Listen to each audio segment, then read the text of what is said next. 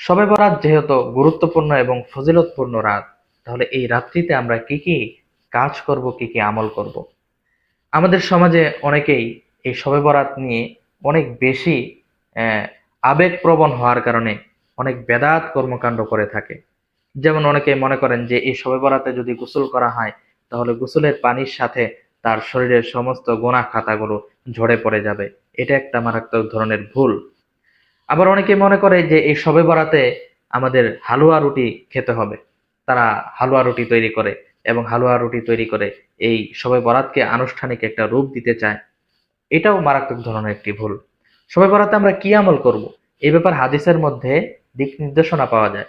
আল্লাহ রসুল সাল্লাল্লাহু আলাইহি সাল্লাম বলেছেন, ইদা কানাত লাইলাতুন নিসফি মিন শাবান, যখন লাইলাতুন নিসফি মিন শাবান অর্থাৎ এই শবে বরাত আসবে, তখন ফাকুমু লাইলাহা, তোমরা রাত্রিভর দাঁড়িয়ে দাঁড়িয়ে ইবাদত বন্দেগী করতে থাকো।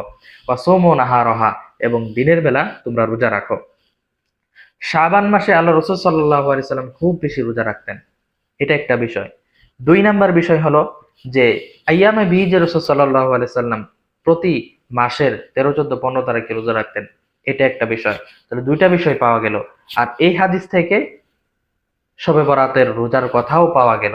তাহলে এই 3টা দিক বিবেচনা করলে আপনি শবে বরাত অর্থাৎ লাইলাতুন নিসফি মিন শাবান আপনি পরের দিন রোজা রাখতে পারেন। এটা ফজিলতপূর্ণ। এরপর রাত্রিবেলা আপনি আর কি কি কি আমল করবেন? রাত্রিবেলা আপনি সবচেয়ে বেশি হলো আপনি নফল নামাজ আদায় করতে পারেন। 2 রাকাত 2 রাকাত করে আপনি খুব বেশি নফল নামাজ আদায় করতে পারেন এই রাত্রিতে। 2 নাম্বার আমল, যখন আপনি নামাজ পড়তে থাকবেন, আপনার যখন একটু একঘেয়েমি ভাব চলে আসবে, তখন আপনি জিকির করেন, আল্লাহ তাআলাকে ডাকেন, আপনি কোরআন তেলাওয়াত করেন। তো শবে বরাতে আপনি এই আমলগুলো বেশি বেশি করতে পারেন। তো আমরা এই আমলগুলো না করে আমাদের সমাজের এক শ্রেণীর মানুষ কি কাজ করে? তারা হলো এই শবে বরাতকে আনুষ্ঠানিক রূপ দেওয়ার জন্য তারা মসজিদে একত্রিত হয় এবং খুব ধুমধাম করে মসজিদে ইবাদত বন্দেগী করতে থাকে, সম্মিলিতভাবে জিকির করতে থাকে। তো শবে বরাতের একটা সিক্রেট আমল হলো রাসূল সাল্লাল্লাহু আলাইহি সাল্লাম একাকী আমল করেছেন। রাসূল সাল্লাল্লাহু আলাইহি সাল্লাম সম্মিলিত আমলের কথা বলে যাননি। এই জন্য শবে বরাতে আপনি সম্মিলিত ইবাদত না করে আপনি একাকী আমল করেন।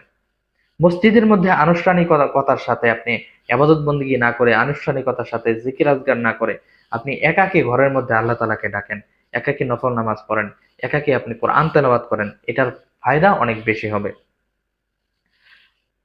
আমাদের সমাজের অনেকেই এই শবে বরাতকে কেন্দ্র করে আমরা হালুয়া রুটি তৈরি করি এবং এটাতে আমরা বিধিব্যস্ত হয়ে পড়ি। মা বোনদেরকে আমরা কাজে লাগাই দেই যে তোমরা হালুয়া রুটি বানানোর কাজে ব্যস্ত হয়ে যাও, এবং আমরা মসজিদে গিয়ে 2, 4 রাকাত নামাজ পড়ে এরপরে বাসায় এসে হালুয়া রুটি খেয়ে আমরা ঘুমিয়ে যাই। অথচ হাদিসের দিক নির্দেশনা অনুযায়ী বোঝা যায় যে এই রাত্রিতে তোমরা বেশি বেশি করে ইবাদত বন্দেগী করো। এই হালুয়া রুটি খাওয়ার কথা আল্লাহ রাসূল সাল্লাল্লাহু আলাইহি ওয়াসাল্লাম কোন হাদিসের মধ্যে বলে যাননি।